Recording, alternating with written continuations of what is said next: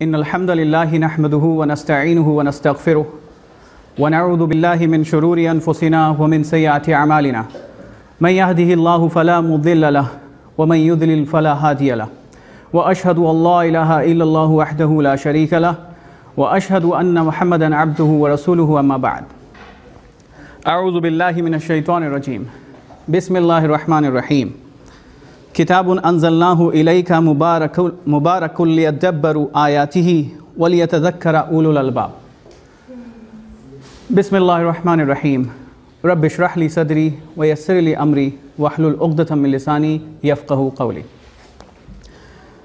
جیسا کہ ابھی انیس صاحب نے بتایا کہ آج جس ٹاپک پر میں انشاءاللہ بات کروں گا وہ ہے کہ ہم قرآن کو کیسے سمجھیں، ہاؤ ٹو انڈرسٹینڈ قرآن، وہ قرآن کی تفسیر کے اصول کیا ہیں، پرنسپلز کیا ہیں جن پرنسپلز کے تحت ہم قرآن کو آسانی سے سمجھ سکتے ہیں۔ تو اس پر انشاءاللہ ہم آج بات کریں گے اور بہت ہی اہم ٹاپک ہے یہ، خاص طور سے اس دور میں جیسے کہ دور چل رہا ہے کہ قرآن کو سمجھ رہے ہیں سب اپنی اپنی عقل سے، تو یہ بہت ضروری ہے آج کے دور میں یہ بات سمجھنا۔ سب سے پہلے تو یہ بات اپنے ذہن میں رکھیں کہ اس وقت مسلمان ہی وہ خوش نصیب لوگ ہیں جن کے پاس اللہ تعالیٰ کی کتاب بالکل محفوظ شکل میں موجود ہے۔ صرف مسلمان ہی وہ لوگ ہیں جن کے پاس اللہ تعالیٰ کی کتاب بالکل محفوظ شکل میں موجود ہے، لیکن مسلمانوں کی بد نصیبی یہ ہے کہ اتنی بابرکت کتاب ہونے کے باوجود مسلمان اس کی نعمتوں سے برکتوں سے محروم ہیں۔ اس کی اصل وجہ کیا ہے؟ اس کی اصل وجہ یہ ہے کہ مسلمانوں نے قرآن کے جو نزول کا جو مقصد تھا کہ اللہ تعالیٰ نے یہ کتاب، یہ اتنی برکت والی کتاب کیوں نازل کی ہے، کیا مقصد ہے اس کے پیچھے، یہ مسلمان آج کا بھول چکا ہے۔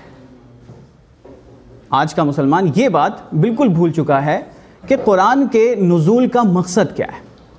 سب سے پہلی بات جو اللہ تعالیٰ نے قرآن کے لیے ایک لفظ استعمال کیا ہے، اللہ تعالیٰ نے فرمایا سورہ بقرہ آیت نمبر 185 شہر رمضان الذی انزل فیہ القرآن ھدی للناس، کہ ہم نے یہ ایک کتاب نازل کی، یعنی قرآن کو رمضان کے مہینے میں نازل کیا، اور اس کتاب کے بارے میں اللہ تعالیٰ نے ایک لفظ استعمال کیا ھدی للناس۔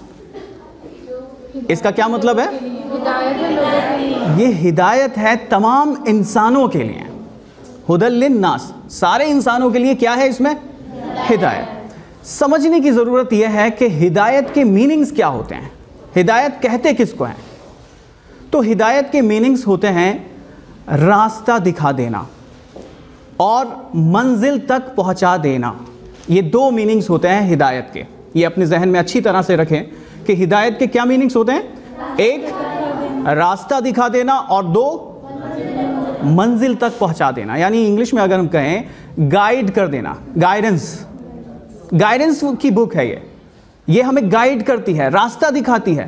کس چیز کا راستہ دکھاتی ہے؟ جنت تک کا راستہ، کہ ہم اس زندگی کو کیسے گزاریں، کیا کریں کیا نہیں کریں کہ ہم اپنی جو اصل منزل ہے، اور ہماری اصل منزل کیا ہے؟ جنت، کہ ہم وہاں تک پہنچ جائیں، یہ راستہ دکھاتی ہے۔ لیکن اب میں آپ سے ایک سوال کروں گا کہ سپوز کریں آپ کہیں کسی راستے میں جا رہے ہیں، اپنی منزل کہیں آپ کو پہنچنا ہے، ڈیسٹینیشن ہے آپ کی کوئی، لیکن آپ کو اس کا ایڈریس نہیں معلوم، آپ نے وہ جگہ نہیں دیکھی ہے، اور اب آپ کسی سے اس کا ایڈریس معلوم کرتے ہیں راستہ بتانے کے لیے کہ بھائی کوئی ہمیں راستہ بتا دے کہ کہاں ہمیں کیسے جائیں اس منزل تک، کیسے پہنچیں۔ اب اگر راستہ بتانے والا ایسے الفاظ میں راستہ بتائے کہ آپ اس کے الفاظ کو سمجھ نہ پائیں، تو کیا آپ اپنی منزل تک پہنچ پائیں گے؟ نہیں پہنچ پائیں گے۔ اگر ہم آپ کو راستہ بتانے والا کوئی ایسی اس طرح سے راستہ بتا دے کہ آپ کنفیوز ہو جائیں، آپ کو سمجھ ہی نہ آئے، تو آپ منزل تک نہیں پہنچ پائیں گے۔ اللہ تعالیٰ نے یہ جو کتاب نازل کی ہے اور اس کو ہدایت کہا ہے، تو یہ ایسی کتاب نہیں ہے کہ جو ہمارے سمجھ میں نہ آ سکے، اور ضروری نہیں کہ جو راستہ ہمیں بتا رہا ہے کہ اس کی لینگویج کی وجہ سے ہم اس کی بات کو سمجھ نہ پائیں۔ صرف لینگویج ایک بیریئر نہیں ہے۔ کبھی کبھی ایسا ہوتا ہے کہ ہم اپنی زبان میں کوئی بات کر رہے ہوتے ہیں لیکن سامنے والے کی بات نہیں سمجھ پاتے ہیں۔ کبھی کبھی ایسا بھی ہوتا ہے، صرف لینگویج بیریئر نہیں ہوتا ہے، اپنی زبان میں ہم بات کر رہے ہوتے ہیں لیکن سامنے والے کی بات کو سمجھ پانا بڑا مشکل ہوتا ہے۔ آپ دیکھیں قرآن میں ایک جگہ ملتا ہے، سورہ طٰہٰ میں موسیٰ علیہ السلام کے بارے میں ملتا ہے، سورہ طٰہٰ آیت نمبر 25 آیت نمبر 25 میں، کہ جب وہ موسیٰ علیہ السلام فرعون کو اسلام کی دعوت دینے کے لیے جا رہے تھے، توحید کی دعوت دینے کے لیے جا رہے تھے، تو اللہ تعالیٰ سے انہوں نے ایک دعا مانگی، بہت اہم دعا ہے، اور وہ دعا خاص طور سے مقرر جو ہیں اپنے لیکچر میں شروعات اسی سے کرتے ہیں، اور جیسے کہ میں نے بھی کی، وہ کیا دعا ہے؟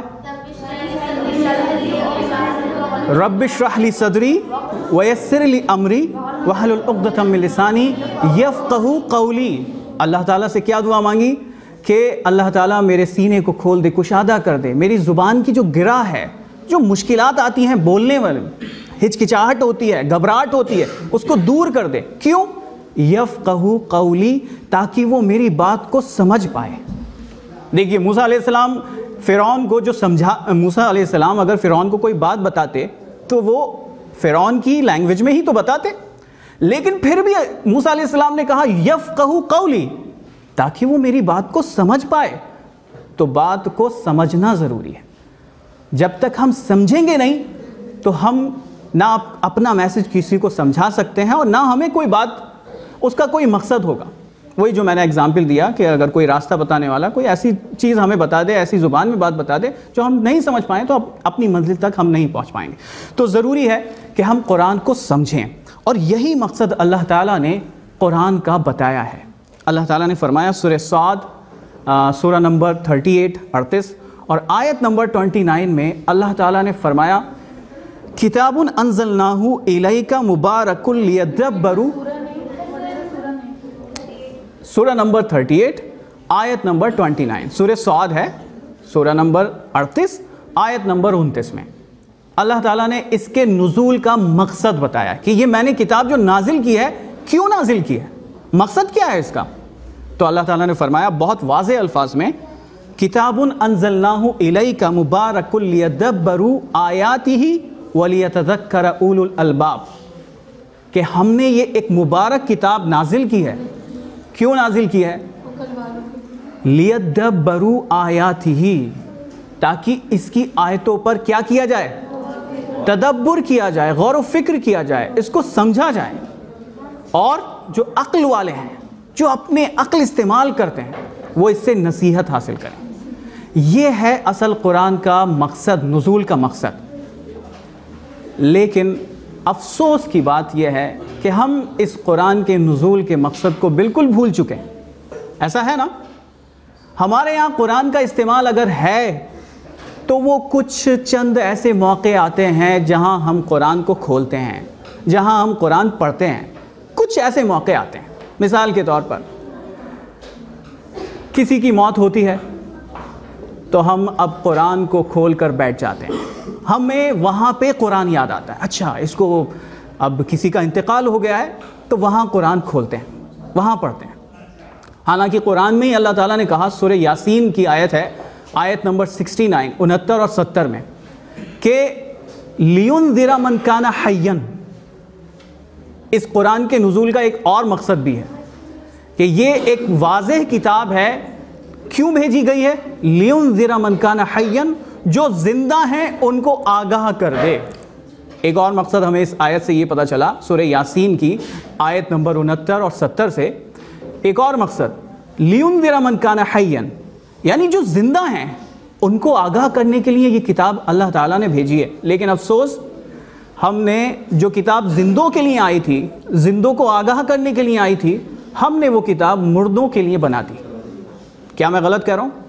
بالکل ہمارے یہاں قرآن کا استعمال ہے۔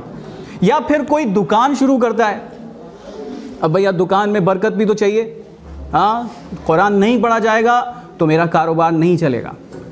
تو قرآن جیسے دکان کھلتی ہے اب وہ قرآن پڑھا جاتا ہے وہاں پہ برکت حاصل کرنے کے لیے.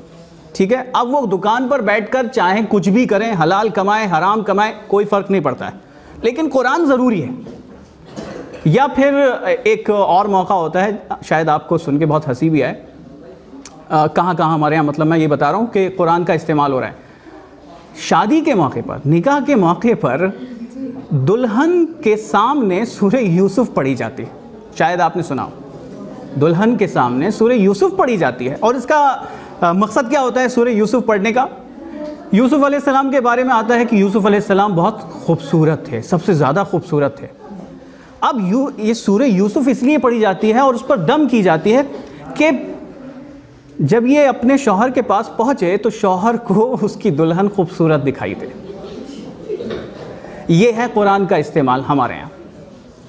اللہ تعالیٰ کہہ رہا ہے ادھر للناس, تمام انسانوں کے لیے ہدایت ہے, لیکن ہم نے ہدایت والی کتاب کو ہم نے کہاں کہاں استعمال کرنا شروع کر دیا ہے. یہ استعمال نہیں ہے. ٹھیک ہے, تو ضروری ہے کہ ہم قرآن کو سمجھیں. اچھا, اب جب کوئی قرآن کو سمجھنے کی بات کرتا ہے, سمجھنا چاہتا ہے کہ ہاں مجھے قرآن کو سمجھ کر پڑھنا چاہیے, تو پھر شیطان اس کے آڑے آتا ہے, اس کی دیوار بن جاتا ہے. اور سب سے بڑا وسوسہ جو ڈالتا ہے, جب ایک آدمی قرآن کو سمجھنے کی کوشش کرتا ہے تو پھر شیطان کو یہ ہرگز جو ہے وہ پسند نہیں کرتا ہے کہ ایک انسان قرآن کو سمجھنے کی کوشش کرے. تو سب سے بڑا وسوسہ جو اس کے دل میں ڈالتا ہے شیطان, وہ پتہ ہے کیا ہے؟ وہ کہتا ہے تو قرآن کو نہیں سمجھ سکتا, قرآن بہت مشکل کتاب ہے, یہ تو عالموں کی کتاب ہے, عالم سمجھیں گے اس کو. حالانکہ ایسا نہیں ہے.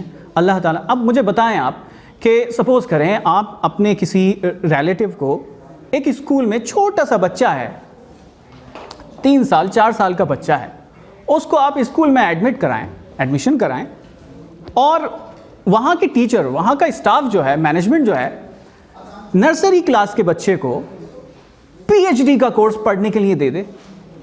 آپ اسکول جا کر کیا کریں گے؟ مینجمنٹ سے کیا کہیں گے؟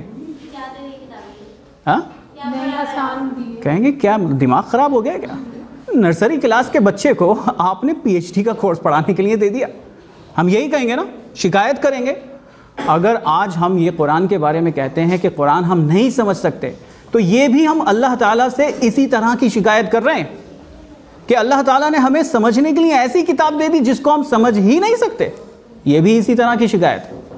نہیں, اللہ تعالیٰ نے ایسی کتاب دی ہے جس کو ہم آسانی سے سمجھ سکتے ہیں. اگر کچھ اصولوں کا ہم ذہن میں رکھیں, کچھ پرنسپلز ہم اگر سمجھ لیں کہ قرآن کو کیسے سمجھا جائے, کن پرنسپلز کے تحت سمجھا جائے, ان اصولوں کو اگر ہم سمجھ لیں تو قرآن کو سمجھنا بہت آسان ہو جاتا ہے. آج میں انشاءاللہ وہی اصول ایک ایک کر کے آپ کے سامنے رکھوں گا کہ وہ قرآن کو سمجھنے کے اصول کیا ہیں. جو مفسرین ہیں, مفسرین سمجھتے ہیں آپ لوگ؟ مفسرین کون ہوتے ہیں؟ تفسیر لکھنے والے. تفسیر لکھنے والوں کو کیا کہتے ہیں؟ مفسرین. تو جو مفسرین, جو امت میں بڑے بڑے مفسر گزرے ہیں, انہوں نے ہمارے سامنے کچھ اصول رکھے ہیں کہ اگر ہم ان اصولوں کے تحت قرآن کو سمجھیں گے تو سمجھنا آسان ہو جائے گا. تو اب انشاءاللہ شروع کرتا ہوں کہ وہ اصول کیا ہیں, ایک ایک کر کے آپ بھی نوٹ کرتے رہیں کیونکہ یہ بہت آپ کے کام آئے گا انشاءاللہ. سب سے پہلا اصول جو مفسر ہمیں بتاتے ہیں کہ قرآن کو کیسے سمجھا جائے, تو سب سے پہلا اصول یہ ہے قرآن کو قرآن کے ذریعے سمجھا جائے. یہ اچھی طرح سے آپ اس کو سنیں اور نوٹ کریں. سب سے پہلا اصول کیا ہے؟ قرآن کو قرآن کے ذریعے سمجھا جائے. یعنی قرآن کی تفسیر مفسرین جو کرتے ہیں ان کا عام اصول یہ ہے, پہلا اصول یہ ہے کہ وہ قرآن کی تفسیر خود قرآن سے کرتے ہیں. کیوں ایسا؟ کیوں؟ اس کی وجہ کیا ہے؟ کیونکہ قرآن میں بہت ساری چیزیں ایسی ہیں, بہت ساری باتیں ایسی ہیں کہ وہ الگ الگ جگہ پر ذکر ہوئی ہیں. یعنی اللہ تعالیٰ نے ایک بات کو الگ الگ جگہ, الگ الگ مقامات پر ذکر کیا ہے. کہیں اللہ تعالیٰ نے ایک بات کو شارٹ میں کہہ دیا ہے, بریفلی کہہ دیا ہے, اور کہیں دوسری جگہ اسی بات کو ایکسپلین کیا ہے. سمجھ میں آ رہی بات؟ کہیں اللہ تعالیٰ نے ایک بات کو شارٹ میں کہہ دیا ہے, مختصر طور پر کہہ دیا ہے, اور دوسری آیتوں میں اسی بات کو کیا کر دیا گیا ہے, اس کی ایکسپلینیشن کر دی گئی ہے, اس کی وضاحت کر دی گئی ہے. اسی طرح سے کہیں ایک بات کو جنرل کہہ دیا گیا ہے, عام کہہ دیا گیا ہے, لیکن دوسری آیتوں میں ہمیں پتہ چلتا ہے کہ اس کو کچھ تخصیص کر دی گئی ہے, یعنی خاص کر دیا گیا ہے. میں انشاءاللہ کچھ اس کے ایگزامپلز دیتا ہوں تاکہ بات کو سمجھنے میں آسانی ہو. اور یہی جتنے بھی ہمارے مفسرین ہیں, یعنی امام ابن کثیر ہوں یا امام ابن جریر الطبری ہوں, ان کے نام شاید آپ نے سنے ہوں کہ یہ بہت بڑے مفسر گزرے ہیں امت میں. تو امام ابن کثیر رحمۃ اللہ علیہ کا مطلب یہ فرماتے ہیں کہ اگر ہم سے یہ سوال کیا جائے کہ قرآن کی تفسیر کا سب سے بہترین طریقہ کیا ہے, تو ہم ان کو یہ جواب دیں گے کہ قرآن کی تفسیر کا سب سے بہترین طریقہ یہ ہے کہ خود قرآن سے اس کی تفسیر کی جائے. اب اس کی کچھ مثالیں میں آپ کے سامنے رکھتا ہوں کہ اس کا مطلب کیا ہے, کچھ ایگزامپلس. سب سے پہلا ایگزامپل جو ہے ہمیں ملتا ہے, ہم سورہ فاتحہ پڑھتے ہیں اور ہر نماز میں پڑھتے ہیں. سورہ فاتحہ میں ایک آیت ہے کہ اہدنا الصراط المستقیم صراط الذین انعمت علیہم غیر المغضوب علیہم ولا الضالین. یہ ایک صراط الذین انعمت علیہم, یعنی ہمیں اللہ تعالیٰ نے ایک دعا سکھائی کہ اللہ ہمیں سیدھے راستے پر چلا, سیدھے راستے کی ہدایت دے, اور ان لوگوں کے راستے پر جن پر تو نے انعام کیا ہے. صراط الذین انعمت علیہم, ان لوگوں کے راستے پر جن پر تو نے انعام کیا ہے. اب یہاں سورہ فاتحہ میں صرف اتنا ذکر ہے کہ ان لوگوں کے راستے پر چلا جن پر تو نے انعام کیا ہے. اب وہ لوگ کون ہیں؟ ان لوگوں کا ذکر سورہ فاتحہ میں نہیں ہے, سورہ بقرہ میں نہیں ہے, سورہ آل عمران میں نہیں ہے. یعنی ایک یہاں پہ اللہ تعالیٰ نے وہ چیز بیان نہیں کی ہے کہ وہ لوگ کون ہیں جن پر اللہ تعالیٰ نے انعام کیا ہے. لیکن سورہ نساء جب ہم پڑھتے ہیں اور سورہ نساء کی آیت نمبر 69 میں, آیت نمبر 69 میں اس کا جواب ہمیں مل جاتا ہے, اس کی تشریح, اس کی وضاحت, اس کی ایکسپلینیشن ہمیں مل جاتی ہے کہ وہ انعام یافتہ لوگ کون ہیں. اللہ تعالیٰ نے فرمایا سورہ نساء آیت نمبر 69, وَمَن يُطِعِ اللَّهَ وَالرَّسُولَ فَأُولَٰئِكَ مَعَ الَّذِينَ أَنْعَمَ اللَّهُ عَلَيْهِمْ مِنَ النَّبِيِّينَ وَالصِّدِّيقِينَ وَالشُّهَدَاءِ وَالصَّالِحِينَ. یہاں اللہ تعالیٰ نے 4 قسم کے لوگوں کا ذکر کیا. اللہ تعالیٰ نے فرمایا وَمَن يُطِعِ اللَّهَ وَالرَّسُولَ, اور جو اللہ اور اس کے رسول کی اطاعت کرے گا, فَأُولَٰئِكَ مَعَ الَّذِينَ أَنْعَمَ اللَّهُ, تو یہی لوگ ہیں, وہ ان لوگوں کے ساتھ ہوں گے جن پر اللہ نے انعام کیا ہے. اب وہ انعام یافتہ لوگ کون ہیں؟ مِنَ النَّبِيِّينَ وَالصِّدِّيقِينَ وَالشُّهَدَاءِ وَالصَّالِحِينَ. یہ 4 قسم کے لوگ, نبی, صدیق, شہداء, صالحین. ان 4 قسم کے لوگوں پر اللہ تعالیٰ نے کیا کیا ہے؟ انعام کیا ہے. تو یہاں پہ ہمیں سورہ فاتحہ میں نہیں ملا وہ چیز کہ انعام یافتہ لوگ کون ہیں, لیکن سورہ نساء کی آیت نمبر 69 میں ہمیں یہ بات پتہ چل گئی ہے کہ وہ انعام یافتہ لوگ 4 قسم کے لوگ ہیں, نبی, صدیقین, شہداء اور صالحین. ٹھیک ہے, بات سمجھ میں آ رہی ہے؟ اسی طرح سے ایک اور ایگزامپل ہے. آدم علیہ السلام سے ایک غلطی ہوئی, اللہ تعالیٰ نے ایک پیڑ کے پاس جانے سے منع کیا تھا کہ آپ اس پیڑ کے پاس مت جانا, لیکن آدم علیہ السلام سے غلطی ہوئی. جب غلطی کا احساس ہوا تو اللہ تعالیٰ نے کہا فَتَلَقَّى آدَمُ مِن رَبِّهِ كَلِمَاتٍ فَتَابَ عَلَيْهِ, یعنی سورہ بقرہ کی آیت نمبر 37 ہے یہ, کہ ہم نے آدم علیہ السلام کو کچھ کلمات سکھائے جن کے ذریعے سے انہوں نے توبہ کی. فَتَابَ عَلَيْهِ, جن کے ذریعے سے کیا کیا انہوں نے توبہ کی, اپنی غلطی کا احساس ہوا. اور یہ نبیوں کا ایک طریقہ تھا, نبیوں کی سنت ہے کہ جیسی ہی غلطی ہو اور اس کا احساس ہو تو ہمیں بھی کیا کرنا چاہیے؟ توبہ کر لینی چاہیے. لیکن غلطی پر ڈٹ جانا یہ کس کا طریقہ ہے؟ یہ شیطان کا طریقہ ہے. اس سے غلطی ہوئی, حکم کا انکار کیا, لیکن بعد میں پچھتاوا نہیں کیا بلکہ کیا کیا؟ اس پر ڈٹ گیا. تو یہ نبیوں کی سنت ہے, ہمیں اللہ تعالیٰ نبیوں کی سنت پر عمل کرنے کی توفیق دے. تو یہاں پہ اللہ تعالیٰ نے صرف اتنا کہا فَتَلَقَّى آدَمُ مِن رَبِّهِ كَلِمَاتٍ فَتَابَ عَلَيْهِ, کہ ہم نے آدم علیہ السلام کو کچھ کلمات سکھائے, کچھ ورڈز سکھائے جن کے ذریعے سے انہوں نے توبہ کی. اب یہاں سورہ بقرہ آپ پوری پڑھ ڈالیے, کہیں بھی آپ کو یہ نہیں ملے گا کہ آدم علیہ السلام نے کن الفاظ میں وہ دعا مانگی اللہ تعالیٰ سے، کن الفاظ میں اللہ تعالیٰ سے توبہ کی، یہ آپ کو سورہ بقرہ میں نہیں ملے گا۔ اس کا ذکر سورہ اعراف میں ہمیں ملتا ہے کہ وہ جو کلمات تھے، وہ جو دعا کے الفاظ تھے، وہ کیا تھے۔ اس کا ذکر ہمیں سورہ اعراف کی آیت نمبر 23 میں ملتا ہے، جیسا اللہ تعالیٰ نے فرمایا قال ربنا ظلمنا انفسنا وان لم تغفر لنا وترحمنا لنكونن من الخاسرین۔ اب یہاں پہ ان الفاظ کا بھی ذکر ہے کہ آدم علیہ السلام نے کن الفاظ میں دعا مانگی، توبہ کی۔ آدم علیہ السلام نے کہا ربنا ظلمنا انفسنا وان لم تغفر لنا وترحمنا لنكونن من الخاسرین۔ تو یہ سورہ اعراف کی آیت نمبر 23 ہے۔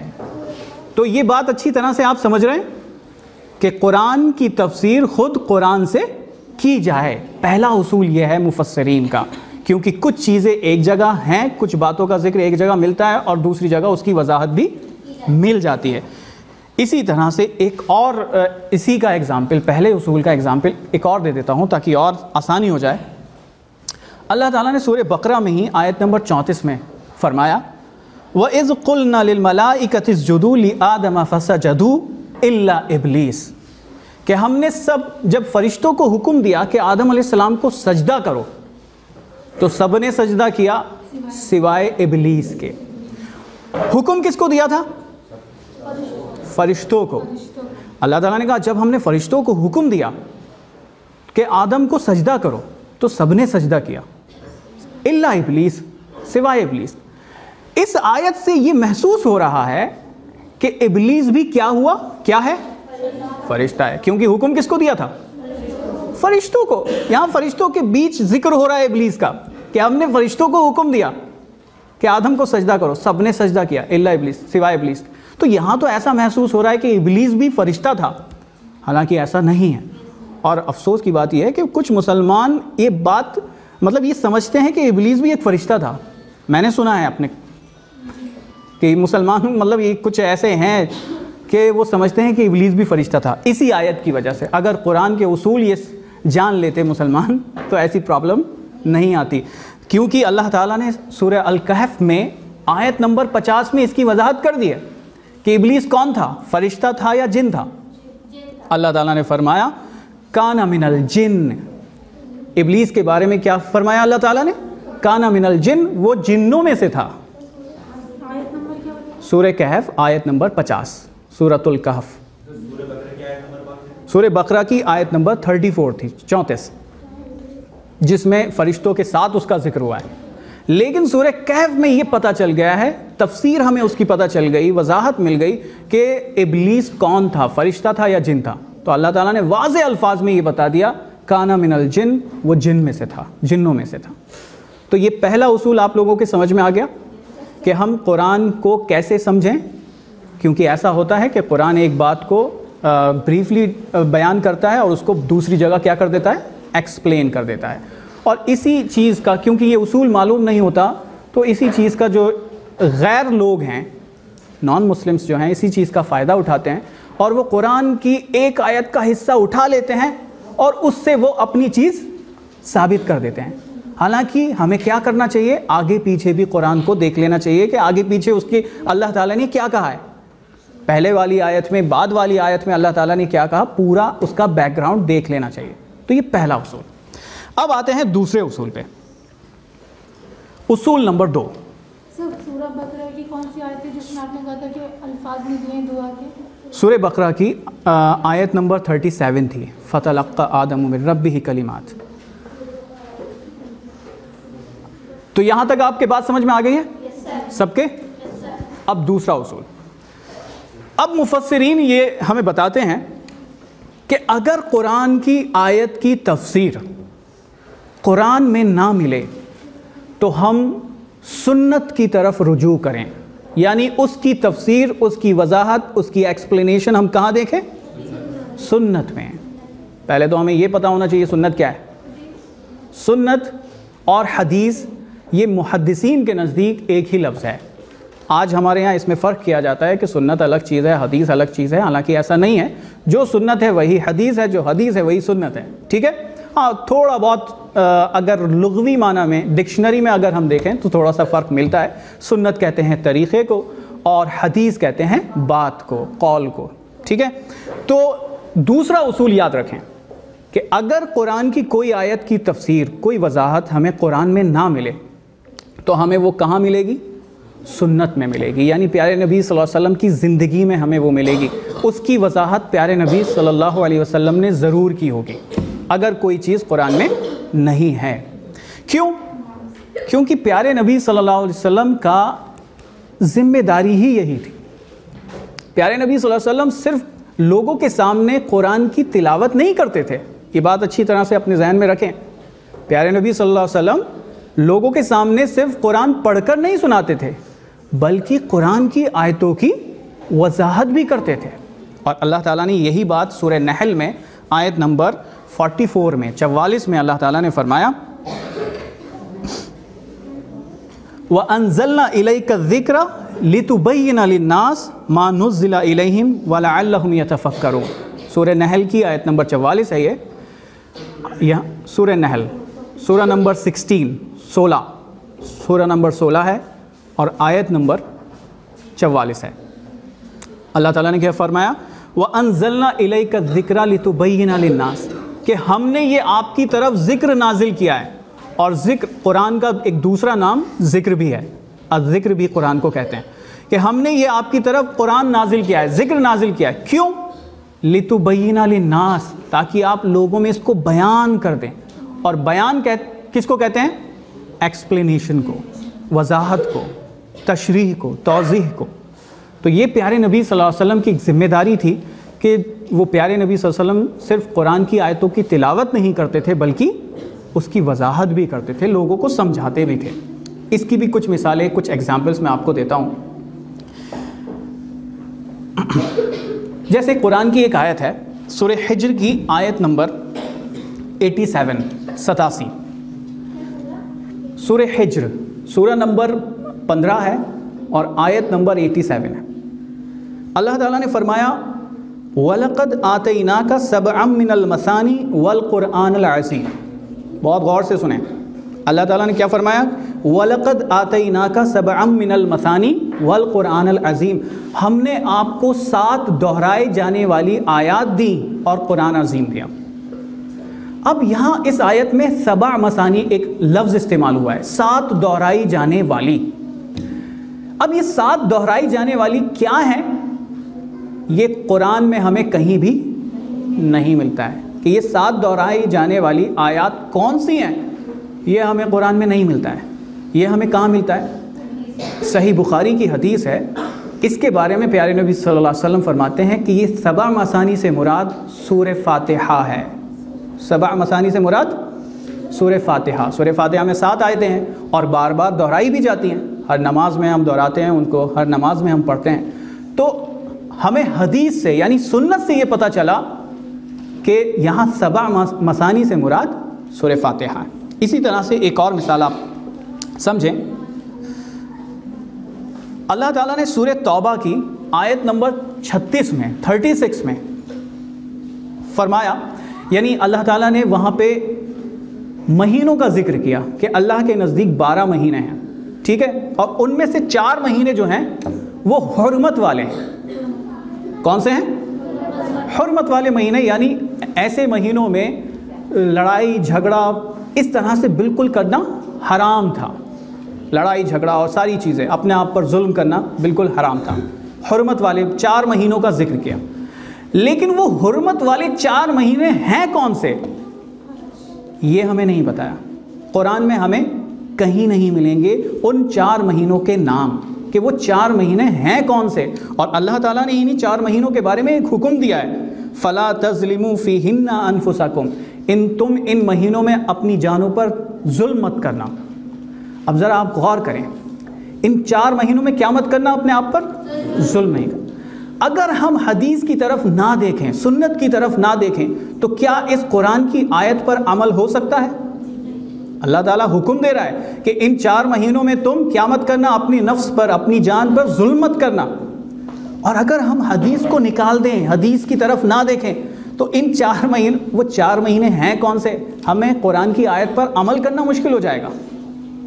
اس کی وضاحت پیارے نبی صلی اللہ علیہ وسلم کرتے ہیں، صحیح بخاری کی حدیث ہے، حدیث نمبر 4406 نمبر کی حدیث ہے کہ یہ 4 حرمت والے مہینے جو ہیں وہ کون سے ہیں؟ آپ لوگوں کو معلوم ہے حرمت والے 4 مہینوں کے نام؟ آپ کو معلوم ہے کسی کو؟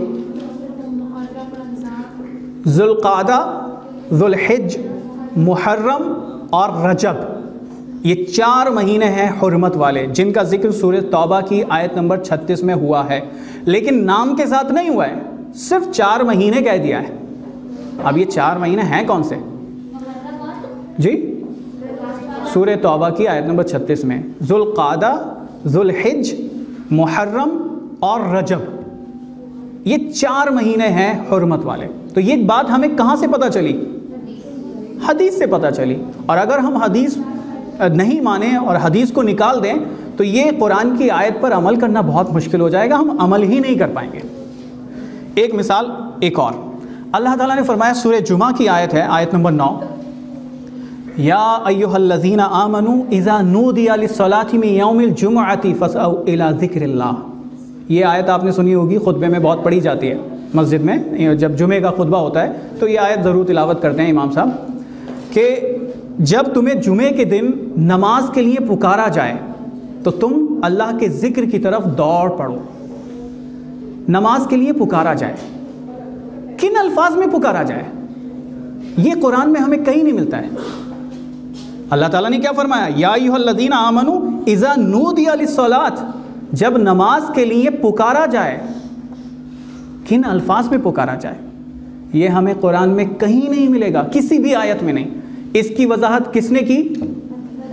پیارے نبی صلی اللہ علیہ وسلم نے اس کی وضاحت کی۔ پوری اذان کے الفاظ ہمیں پیارے نبی صلی اللہ علیہ وسلم نے سکھائے کہ وہ اذان میں کیا الفاظ کہے جائیں، وہ ہمیں پیارے نبی صلی اللہ علیہ وسلم نے سکھائے ہیں۔ تو یہ دوسرا اصول ہے کہ جن چیزوں کی وضاحت قرآن میں نہ ملے تو ہمیں کس کی طرف دیکھنا چاہیے؟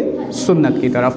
اسی لیے امام ابن جریر الطبری بہت بڑے مفسر ہیں، انہوں نے بات کہی ہے کہ جہاں تک دین کے احکام کا جو تعلق ہے، احکام سمجھتے ہیں آپ لوگ؟ کمانڈمنٹس، حکم، جہاں تک حکم کا تعلق ہے، اللہ تعالیٰ کے جو حکم ہیں، احکام ہیں، ان کو ہم حدیث کے بغیر سمجھ ہی نہیں سکتے، عمل ہی نہیں کر سکتے۔ جیسے مثال کے طور پر اللہ تعالیٰ نے فرمایا اقیم الصلاۃ، نماز قائم کرو۔ نماز کیسے قائم کریں؟ کتنی رکعت ادا کریں؟ ہاں، نماز کے اندر ہم کیا پڑھیں؟ رکوع میں کیا پڑھیں؟ رکوع آگے کریں پیچھے کریں؟ سجدہ کیسے کریں؟ نماز کی ایک ایک چیز ہمیں پیارے نبی صلی اللہ علیہ وسلم کے ذریعے سے پتہ چلی، حدیث کے ذریعے سے پتہ چلی۔ اسی طرح سے روزے کا ذکر ہے، اللہ تعالیٰ نے روزے کا ذکر کہا کہ روزہ رکھو، لیکن روزہ کب سے کب تک رکھنا چاہیے؟ سحری کا وقت کتنا ہے؟ افطار کا وقت کیا ہے؟ افطار کھولنے کی دعا، افطار کرنے کی دعا کیا ہے؟ اس پوری سب کی وضاحت کس نے کی؟ پیارے نبی صلی اللہ علیہ وسلم نے۔ اسی لیے یہ دوسرا اصول بہت اہم ہے، اور اس سے ہم حدیث کی اہمیت کا بھی اندازہ لگا سکتے ہیں کہ بنا حدیث کے ہم قرآن پر پوری طرح سے عمل نہیں کر سکتے ہیں۔ تو حدیث ہمارے لیے بہت ضروری ہے، سنت ہمارے لیے بہت ضروری ہے۔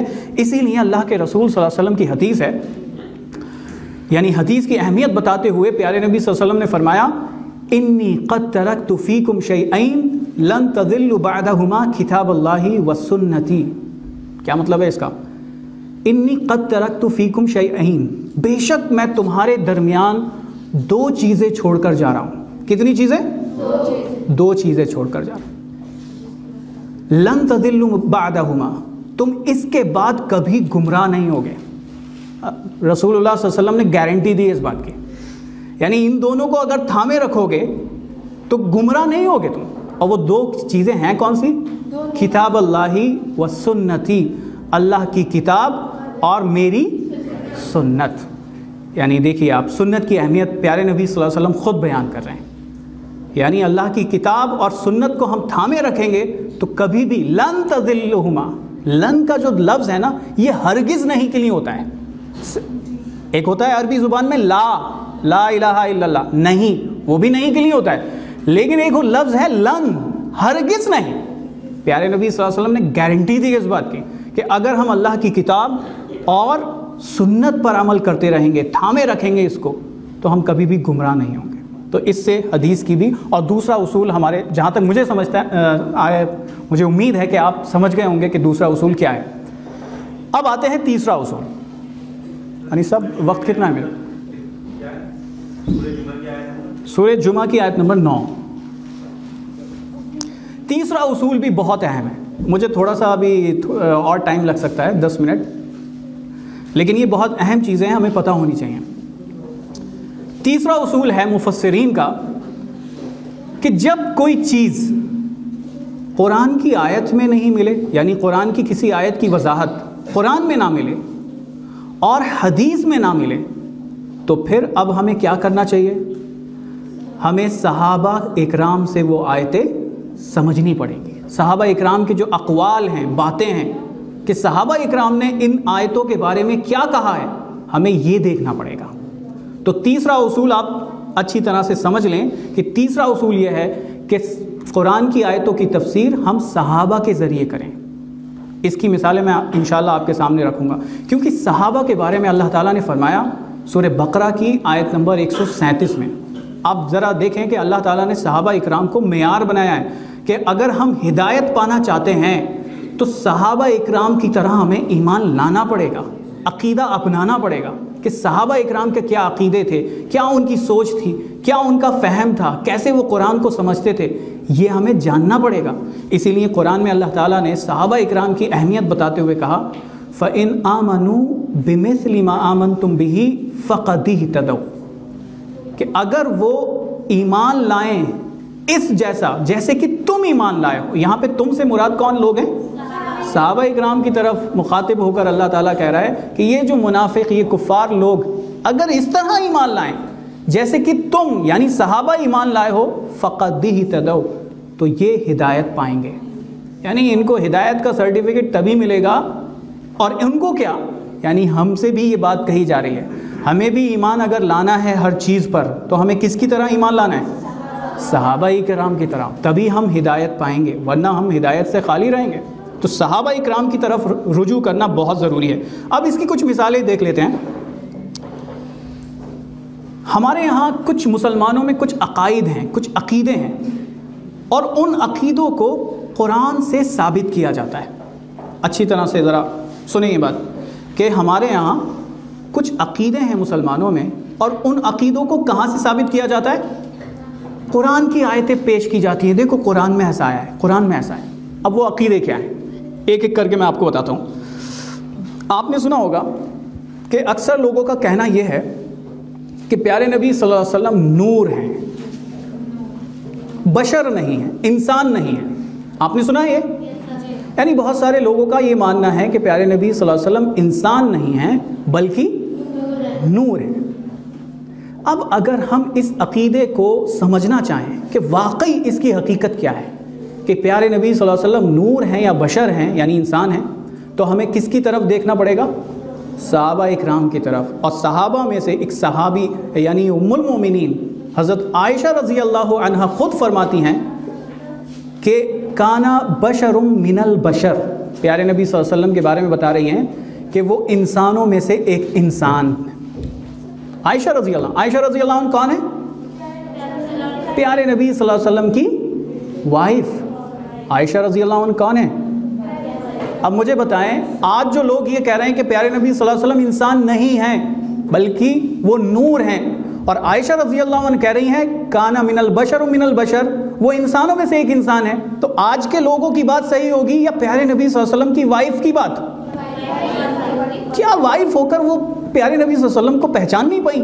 उनको ये पता ही नहीं चल पाया कि वो इंसान है या नूर है, उनको यही नहीं पता चल पाया।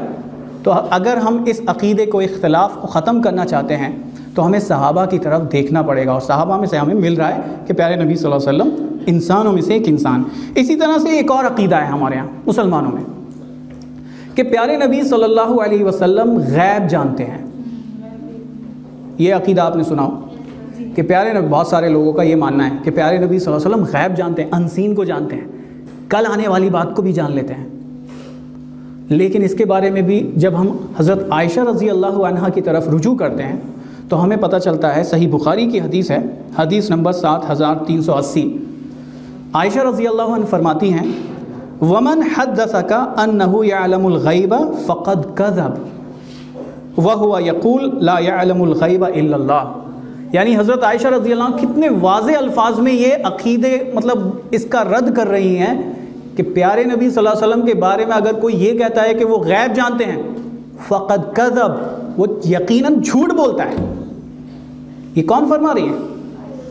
حضرت عائشہ رضی اللہ عنہ، وائف ہیں، وائف ہو کر ان کو یہ بات پتہ نہیں چل پائی۔ آج کے 14ویں صدی کے لوگ یہ بتائیں گے کہ پیارے نبی صلی اللہ علیہ وسلم غیب جانتے ہیں۔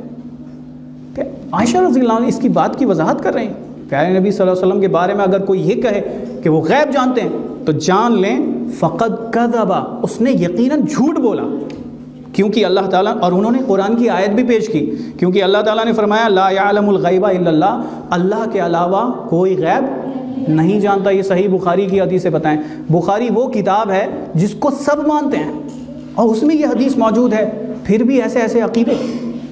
اسی طرح سے ایک اور عقیدہ ہے ہمارے یہاں، کیا پیارے نبی صلی اللہ علیہ وسلم کی وفات ہوئی ہے یا نہیں؟ کیا پیارے نبی صلی اللہ علیہ وسلم حیات ہیں یا نہیں؟ ایک یہ بہت عقیدہ ہے، اور اس کے لیے قرآن کی آیتیں پیش کی جاتی ہیں اس کو ثابت کرنے کے لیے۔ لیکن جب ہم حضرت ابو بکر صدیق رضی اللہ عنہ کی طرف رجوع کرتے ہیں تو حضرت ابو بکر صدیق رضی اللہ عنہ کتنے واضح الفاظ میں اس کو کلیئر کر دیتے ہیں۔ وہ کیا فرماتے ہیں؟ جب پیارے نبی صلی اللہ علیہ وسلم کی وفات ہوئی تو سب کو ایک مطلب صدمہ سا لگا، کسی کو یقین نہیں آ رہا تھا کہ پیارے نبی صلی اللہ علیہ وسلم کی وفات بھی ہو سکتی ہے۔ حضرت عمر رضی اللہ عنہ تو تلوار لے کر کھڑے ہو گئے تھے کہ اگر کسی نے یہ کہا کہ پیارے نبی صلی اللہ علیہ وسلم کی وفات ہو گئی اس کی گردن اڑا دوں گا میں۔ عمر رضی اللہ عنہ کو یقین نہیں ہو رہا تھا، لیکن ابو بکر صدیق رضی اللہ عنہ آئے، منبر پر کھڑے ہوئے اور انہوں نے ایک خطبہ دیا۔ صحیح بخاری کی حدیث ہے، حدیث نمبر 3668، 3668۔ ابو بکر صدیق رضی اللہ عنہ نے کیا فرمایا؟ من کان یعبد محمدا فإن محمدا قد مات، کہ جو شخص محمد صلی اللہ علیہ وسلم کی عبادت کرتا تھا وہ جان لے فإن محمدا قد مات، کہ بے شک محمد صلی اللہ علیہ وسلم کی موت ہو چکی ہے۔ موت کا لفظ استعمال کیا ہے حضرت ابو بکر صدیق رضی اللہ عنہ نے، موت کا لفظ۔ اب جو یہ آج کے لوگ قرآن کی آیتوں سے ثابت کر رہے ہیں کہ پیارے نبی صلی اللہ علیہ وسلم وفات نہیں پائے ہیں، تو اب مجھے آپ یہ بتائیں کہ کیا حضرت ابو بکر صدیق رضی اللہ عنہ نے قرآن کو نہیں سمجھا تھا؟ وہ ہم سے بہتر قرآن کو سمجھتے تھے۔ تو یہاں پہ ہم تیسرا اصول بہت امپورٹنٹ ہے کہ آج جتنے بھی عقائد ہمارے مسلمانوں میں پائے جاتے ہیں ان کو ہم دیکھیں کہ صحابہ اکرام میں بھی کیا وہ پائے جاتے تھے۔ صحابہ اکرام نے بھی ان آیتوں کا مطلب وہی سمجھا جو آج ہمیں بتایا جا رہا ہے۔ یہ بہت ضروری ہے اس اصول کو یاد رکھنا، صحابہ اکرام کی طرف رجوع کرنا بہت ضروری ہے۔ اسی طرح سے صحابہ اکرام کے بعد آتی ہے باری تابعین کی۔ تابعین سمجھتے ہیں آپ لوگ؟ تابعین کس کو بولتے ہیں؟ یعنی صحابہ اکرام کے بعد والے لوگ جنہوں نے صحابہ اکرام کو دیکھا ہو، صحابہ اکرام سے باقاعدہ دین سیکھا ہو، قرآن سیکھا ہو، قرآن کا علم سیکھا ہو، تو ان کی طرف بھی ہم رجوع کر سکتے ہیں۔ آخر میں ایک بات اور رکھوں گا، ایک اصول اور یاد رکھیں کہ قرآن کی تفسیر کبھی بھی اپنی رائے سے نہیں کی جائے۔ قرآن کی تفسیر اپنی رائے، اپنی عقل سے نہیں کرنی چاہیے۔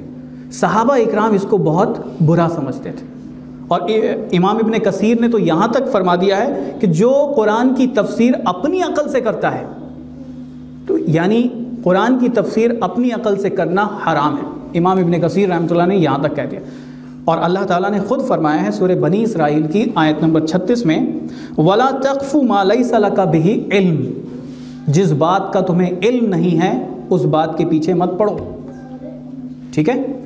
اور آج یہ دور جو چل رہا ہے، بہت سارے لوگ مطلب ایسے ہیں جو صرف قرآن کو اپنی عقل سے سمجھنے کی دعویٰ کرتے ہیں کہ ہم قرآن کو صرف اپنی عقل سے سمجھ سکتے ہیں۔ یعنی وہ ان کا کہنا یہ ہے کہ قرآن کو سمجھنے کے لیے صرف لینگویج یعنی عربی لینگویج کافی ہے، اور ہماری عقل، اللہ تعالیٰ نے ہمیں عقل دی ہے، ہم قرآن کو اپنی عقل کے ذریعے سمجھیں گے۔ ان کا کہنا یہ ہے، باقی اصول وہ نہیں کہتے ہیں غلط ہے، یعنی حدیثوں کی اور تفسیروں کی اور صحابہ اکرام کے فہم کی ہمیں ضرورت نہیں ہے، ان کا کہنا یہ ہے، حالانکہ یہ سوچ بالکل غلط ہے، ہمیں ان اصولوں کو دھیان میں رکھنا پڑے گا۔ اچھا ایک بات آپ کو بتانی رہ گئی، وہ یہ تھی کہ یہ جو سارے اصول میں نے آپ کو بتائے، ان اصولوں کو دھیان میں رکھتے ہوئے کوئی تفسیر ہمارے یہاں موجود ہے یا نہیں، تاکہ ہم وہی تفسیر ہم پڑھ لیں تو ہمارے سمجھ میں مطلب آسانی ہو جائے قرآن کو سمجھنا۔ ان تفسیروں کی کچھ نام میں آپ کو بتا دیتا ہوں کہ وہ تفسیریں کون کون سی ہیں جن کو ہم پڑھیں اور ان اصولوں کو دھیان میں رکھتے ہوئے تفسیریں لکھی گئی ہیں۔ آج کل بہت مشہور ہے وہ، اور جب ہم حج پر مطلب لوگ جاتے ہیں تو وہ تفسیر فری میں تقسیم کی جاتی ہے، اس تفسیر کا نام ہے احسن البیان، تفسیر احسن البیان، یعنی اس تفسیر میں قرآن کے ذریعے، حدیث کے ذریعے اور صحابہ اکرام کے اقوال کے ذریعے تفسیر کی گئی ہے۔ بہت اچھی تفسیر ہے اور زیادہ مطلب لمبی چوڑی بھی نہیں ہے، زیادہ جلدوں میں بھی نہیں ہے، ایک جلد میں ہی ہے، اچھی تفسیر ہے۔ تو یہ تفسیر آپ پڑھ سکتے ہیں تاکہ بات بالکل آسانی سے سمجھ میں آ جائے۔ ایک اور تفسیر ہے تفسیر القرآن الکریم، یہ شاید یہاں پہ اویلیبل نہ ہو، یہ دلی وغیرہ میں یا باہر ملے گی، تفسیر القرآن الکریم، یہ بہت اچھی تفسیر ہے اور اس تفسیر کو میں خود پڑھ رہا ہوں، مطلب اس میں حدیث کے ذریعے، صحابہ اکرام کے اقوال کے ذریعے تفسیر کی گئی ہے، بہت بہترین تفسیر ہے تفسیر القرآن الکریم۔ اور ابن کثیر کا آپ مطالعہ کر سکتے ہیں، اگر زیادہ ڈیٹیل سے آپ کو مطالعہ کرنا ہے، اسٹڈی کرنی ہے، یعنی ڈیپلی اسٹڈی اگر آپ کو کرنی ہے تو پھر امام ابن کثیر کی جو تفسیر ہے، تفسیر ابن کثیر، اس کا آپ مطالعہ کر سکتے ہیں۔ آج ماشاءاللہ سے وہ بھی اردو زبان میں، انگلش میں، جس لینگویج میں آپ چاہیں وہ اویلیبل ہے مارکیٹ میں۔ انگلش میں آپ چاہیں تو انگلش میں مل جائے گی تفسیر ابن کثیر، اور تفسیر القرآن الکریم ایک تفسیر ہے، اور تفسیر ابن کثیر یہ ایک اور جو مطلب زیادہ اگر ڈیپلی اسٹڈی کے لیے، حالانکہ یہ علماء کے لیے ہیں، اسے علماء ہی پڑھیں تو زیادہ صحیح ہے، کیونکہ کچھ باتیں ایسی ہوتی ہیں جو سمجھ میں نہیں آئیں گی، حدیث سے ریلیٹڈ ہے کہ حدیث موضوع ہے، منکر ہے، مرسل ہے، مقطوع ہے، وہ انشاءاللہ کل میرا بیان ہے اس پہ، حدیث پر، انٹروڈکشن ٹو حدیث، وہ حدیث کے بارے میں کچھ باتیں بتاؤں گا آپ کو۔